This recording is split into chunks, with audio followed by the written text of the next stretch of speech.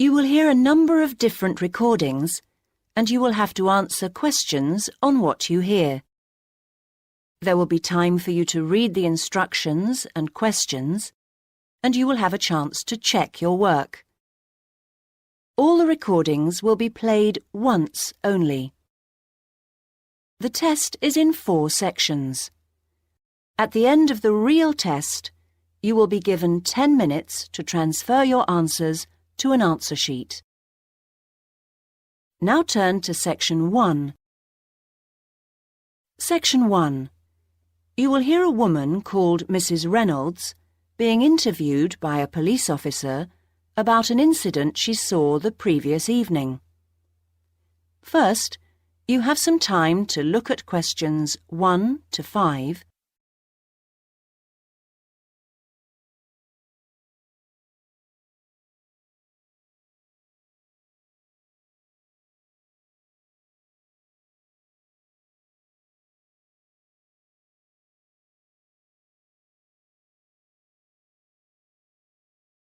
Listen carefully and answer questions 1 to 5.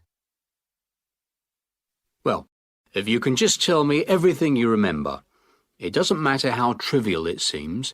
What may seem unimportant to you may not be unimportant to us. OK, I'll do what I can, officer. Well, as I said, I'd just come out of the cinema on the high street, so it was about 8 o'clock, just before 8, in fact. I'd been to see a film with a friend, and she'd just gone off home. So I was just standing there wondering what to do, whether to go and have a cup of coffee somewhere or not. I was just standing there, minding my own business, when I suddenly heard someone shouting directly opposite me, outside the library. Not screaming, just shouting. It sounded like the voice of an elderly woman. "They've got my bag! They've got my bag!" she was shouting. Then these 2 men raced past me, going like the wind, straight down the street and round the corner into West Street. It all happened so quickly, I think they must have had a car waiting for them there, because I heard one drive off at top speed. Well, I didn't know what on earth to do, whether to try and chase them, whether to ring the police, or whether to go and see if she was all right. Another woman was running up behind me, so I shouted back at her to go and call the police. Anyway, when I got to the woman, she seemed to be all right, thank goodness. A bit shaken, but OK. I think I was much more upset than she was. All in all, she was pretty calm. I don't think I would have been, but apparently it had happened to her once before, so maybe that's why. You know, I've got a friend who refuses to go out alone anywhere after 6 o'clock now. What's this town coming to? Before you hear the rest of the conversation, you have some time to look at questions 6 to 10.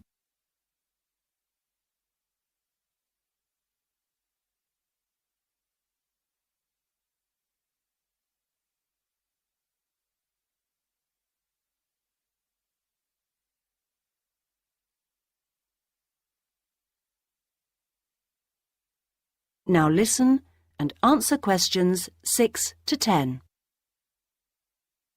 Well, anyway, she just kept saying, "I didn't see a thing. I didn't see a thing."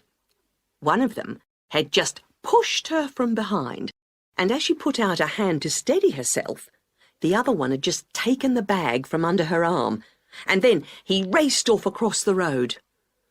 I asked her what she'd had in it, and she said she'd had her purse with about £15 in it, but no chequebook or cards or things like that, and luckily she had her front door key in her pocket. Oh, and she'd had her bus pass taken too. Let's get back to the 2 men, if we can. Just tell me everything you can remember about them. Well, there was a younger one and an older one. Well, Let's start with the younger one, shall we? Well, age first then. He only looked about 17, not more, something like that. Neither very tall nor small. Sort of slim build. Not anybody you'd notice. Nothing particularly special about him. An ordinary-looking sort of bloke. He had curly black hair, which was quite long, but apart from that, as I say, not someone you'd notice in a crowd. Nothing really distinct about him at all. But the other one, the older one, he was different. Different? Yes, different. I feel as if I'd know him anywhere again. I got more of a look at him, because he ran across the road more slowly than the younger man. I remember being surprised, because he was quite a bit older than the other one. I'd say about 35. Funny, because you don't think of people of that age snatching handbags in broad daylight like that, do you? He was quite a bit smaller than the other man, and medium build. What did he look like? You didn't give the officer much information last night. Well, I did get quite a good look at his face. No beard or moustache, clean-shaven, and quite smart-looking, really. He had light brown hair cut very short, a sort of army haircut. And there was another thing. Thinking about it all last night, over and over again, I'm almost sure he had a small scar on his chin. Now, I didn't tell the other policeman that last night, but in my mind, each time I see his face, I can see one. A scar on his chin? That could be important. Thank you, Mrs. Reynolds. You've been really helpful. If you really think you'd recognise him again, then what we'd like you to do later this morning, if you can, is to come down to the police station and look at a few photographs for us. See if any of those ring a bell. That is the end of section 1. You now have half a minute to check your answers.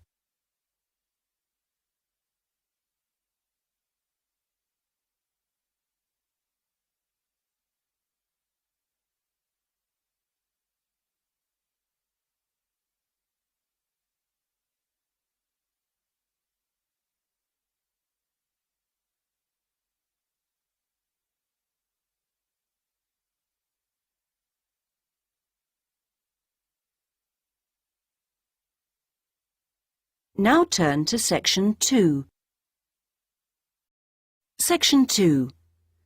You will hear a recorded message giving information about an English hotel.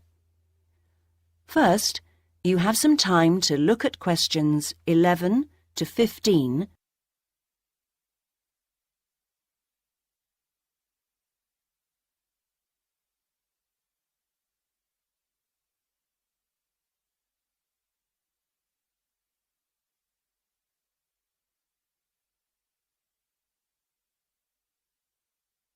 Now listen carefully and answer questions 11 to 15.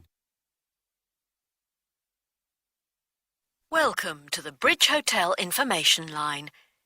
The Bridge Hotel is part of the Compact Group, which is a large association of family-owned hotels offering a warm, friendly atmosphere and high-quality service at competitive prices. All of them cater for a wide range of people, from business to leisure clients.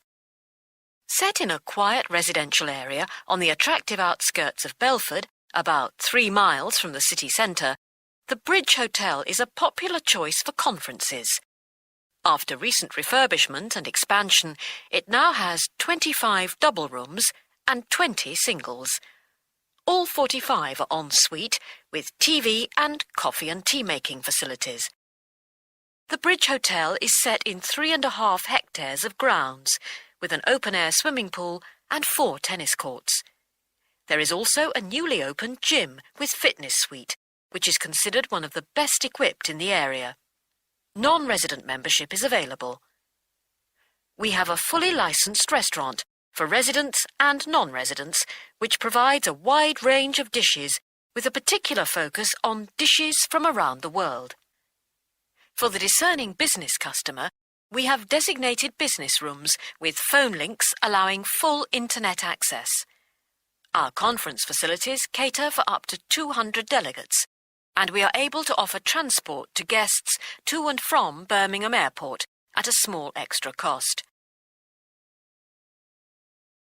Before you hear the rest of the message, you have some time to look at questions 16 to 20.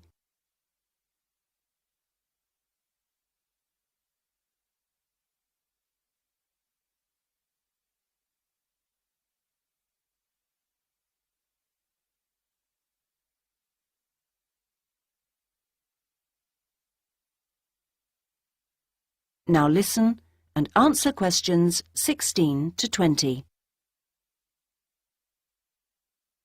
There now follows information about short break packages. Welcome to the Bridge Hotel Short Breaks Information Line. We offer 3 packages: 2-day, 3-day and 5-day. The 2-day costs £75 per person per night and includes full cooked breakfast and evening entertainment. Very popular for weekend getaways. The 3-day break costs £60 per person per night and, in addition to offers for the 2-day break, includes 1 4-course dinner. This allows guests to enjoy the full range of hotel facilities. The 5-day break costs £52 per person per night and, in addition to offers from the 2- and 3-day breaks, includes free beauty therapy on 2 days and a full-day pass to a golf club. This package is particularly popular with couples who want a completely relaxing break. If you would like more information about these special packages, call extension 3469 to speak to our customer service manager, John Martin. Thank you for calling the Bridge Hotel Information Line. That is the end of section 2. You now have half a minute to check your answers.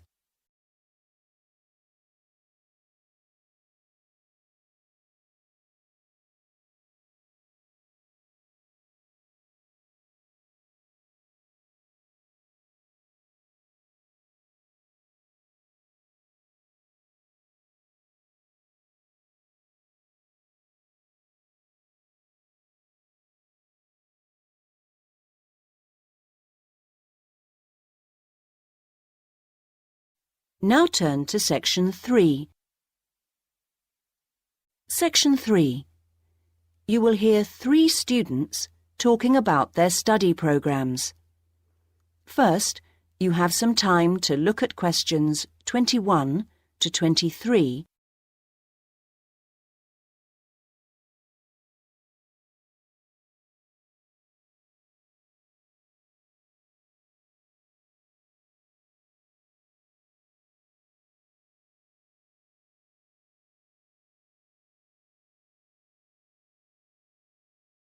Now listen carefully and answer questions 21 to 23. Hi, Elaine. I was hoping I'd see you here.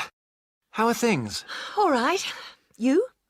Not bad, but I'm beginning to worry about that assignment. What, the one on theory and practice? Yes. When's it got to be in by? Next Thursday. And I just can't get to grips with it. Yes, it's a tricky one. I'm hoping to get down to it over the weekend. I'll tell you what, there's Dinah. Let's see if she has any pearls of wisdom on the subject. She took the theory and practice option last year, didn't she? And got an A+ for it, I think. How does she do it? Oh, let's ask her. Hi, Dinah. Hard at work? Not exactly. The lecture's just been cancelled, so I've suddenly got a free morning on my hands. Oh, that's lucky. You've met Neil, haven't you? Yes. We were just talking about the theory and practice assignment we've got to hand in next. Can we just pick your brains a moment? How far have you got with it? Well, still at the reading stage, really. Are you? Well, one bit of advice I definitely give is not to spend hours wading through that massive volume by Jesperson. It really isn't very helpful. I think the only reason they keep it on the reading list is that the library has got so many copies of it. Personally, I found the essential source was Parisi. Have you read her yet? Crazy? I don't think so. That's a great book. It must be on your reading list. Right. Another one I found very useful was the article called something like Practical Theories by... was it Williams or Willard? Yes, Willard. Also, if you want to look at case studies, that small book of Ron Brown's has got some interesting stuff in. You know the one I mean? Ron Brown. Yes, I looked for it in the library, but it was out on loan. Before you hear the rest of the conversation, you have some time to look at questions 24 to 30.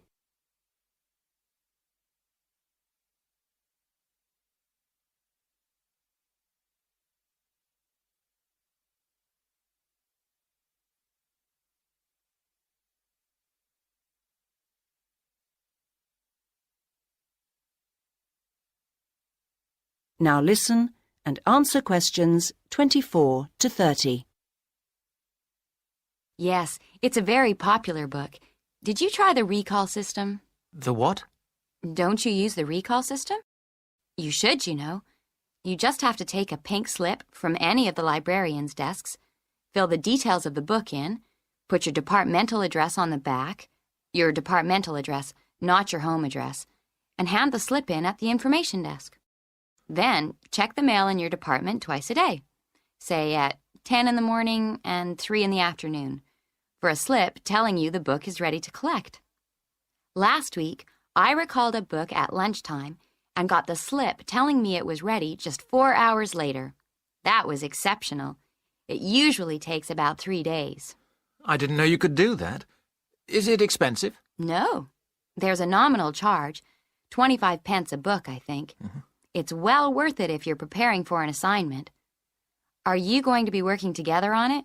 I'm not sure. I would if I were you. You get so much more out of the assignment that way. But surely the tutors would notice that our essays were the same. No. I'm certainly not suggesting you should actually write the thing together. I'm talking about when you first start on a big assignment. I think it's a good idea to find 2 or 3 others on the course who live near you and divide up the reading load between you. Then you can meet up again a few days later and take it in turns to summarize your reading for each other.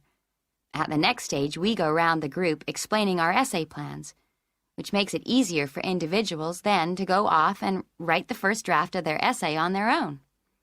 Later on, we usually exchange drafts and give feedback in the group before finally writing our essays individually. Do you really do all that? Usually, yes. It makes the whole thing much easier and more enjoyable. Right. Well, I think I need another coffee before getting started. Can I get you one? Yes, why not? That is the end of section 3. You now have half a minute to check your answers.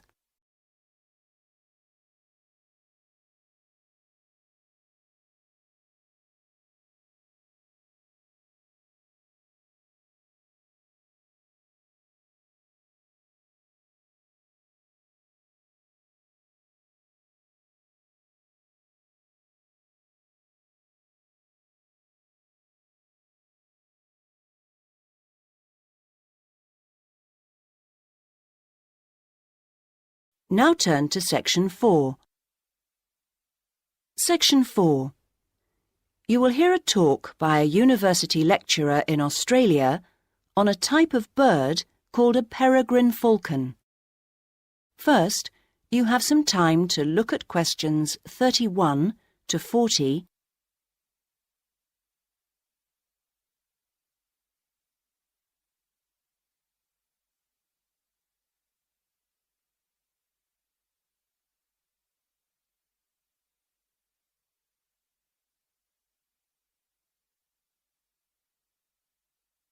Now listen carefully and answer questions 31 to 40. I'm Professor Sam Richards, and I've come as the 3rd guest lecturer on this course in Australian birds of prey. My job is to keep a watchful scientific eye on the state of Tasmanian peregrines, So I'll start by giving you some background to these magnificent birds of prey before I speak briefly on my own project. Peregrine falcons are found on all continents with the exception of Antarctica, so don't go looking for them at the South Pole. They're found almost everywhere in Australia, and it's interesting to note that the name peregrine implies that they're wanderers, that they move from place to place following the seasons, and indeed in most parts of the world they're migratory birds. But not in Australia, however, where they prefer to stay in one place. They're known to be the world's fastest creature, and they have been tracked by radar diving down towards the ground at 180 kilometres an hour. However, a number of textbooks claim that their flight speed can go as high as 350 kilometres an hour, so there's still some dispute about just how fast they can actually fly. Female peregrine falcons, like all other Australian falcons, are larger than their male counterparts. In fact, the female is almost a third larger than the male in the case of peregrines. While she stays close to the nest to protect the eggs and the young chicks, the male is mostly occupied looking for food. Peregrines typically lay 2 or 3 eggs per nest, and after the eggs have hatched, when the chicks are about 20 days old, they start to fly. So they fly at a very young age. By the time they're just 28 days old, they've already reached full adult size. In other words, they're fully grown. Soon after this, at about 2 months after hatching from the egg, they leave the nest for good. From this point on, they're on their own. Unlike their parents, which have learned how to hunt, the young falcons are not good at feeding themselves, and so during the first year about 60% of them die. Once the birds have managed to live to breeding age, at 2 years old, they generally go on to live for another 6 or 7 years.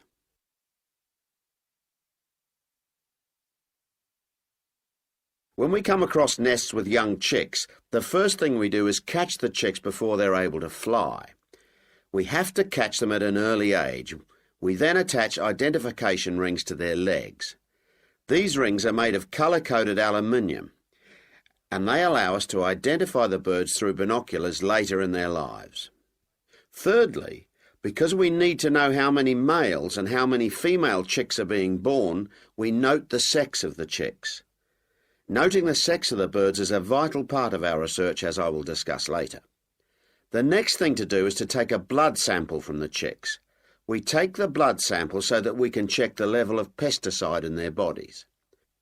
Peregrine falcons can build dangerous quantities of pesticides in their bloodstream by feeding on smaller mammals, which in turn feed on crops grown on farms where pesticides are used. Finally, we check the birds thoroughly, really checking the birds for their general health. This whole process only takes a few minutes. In fact, most of our time in the field is actually spent trying to find the nests, not on the data collection itself. Well, that's all I have for you today. If you'd like to do some further reading... That is the end of section 4. You now have half a minute to check your answers.